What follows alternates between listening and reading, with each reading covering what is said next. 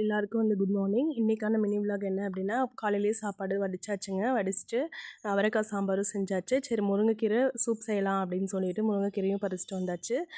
ஒரு தக்காளி, 2 டீஸ்பூன் சீரகம், 2 டீஸ்பூன் மிளகு, பூண்டு எல்லாத்தையும் போட்டு நல்லா வந்து கொஞ்சம் இடித்த பதத்துக்கு ஏற்ற மாதிரி வந்து நல்லா அரைச்சிட்டு எடுத்துக்கலாம். அது வந்து 1 டம்ளர் தண்ணி ஊற்றி நான் தனியாக வச்சுக்கிட்டேன். மறுபடியும் அரை சொம்பு தண்ணி ஊற்றிட்டு இந்த பறித்த முருங்கைக்கீரை இருக்குது பார்த்திங்களா, அதையும் அதில் போட்டுட்டு நல்லா ஒரு கொதி வந்ததுக்கப்புறம் மஞ்சத்தூளும் பெருங்காயத்தூளும் போட்டுட்டு நல்லா கொதிச்சதுக்கப்புறம் இந்த அரைச்சி வச்சுருந்த அந்த மிக்சரை வந்து எடுத்து இதில் வந்து ஊற்றிக்கலாம். ஊற்றிட்டு நல்லா கொதி வந்ததுக்கப்புறம் உங்களுக்கு தேவையான அளவு மிளகுத்தூள் போட்டுக்கலாம். காரமாக வேணும் அப்படின்னா மிளகுத்தூள் நல்லா போட்டுட்டு உப்பு தேவையான அளவு போட்டுட்டு கொதிச்சு எடுத்திங்கன்னா ஒரு சூப்பரான முருங்கைக்கீரை சூப் ரெடி. செம சூப்பராக இன்சுலின் நம்மளோட பிளட்டு ஹெச்பி லெவல் எல்லாமே வந்து இன்க்ரீஸ் ஆகும்.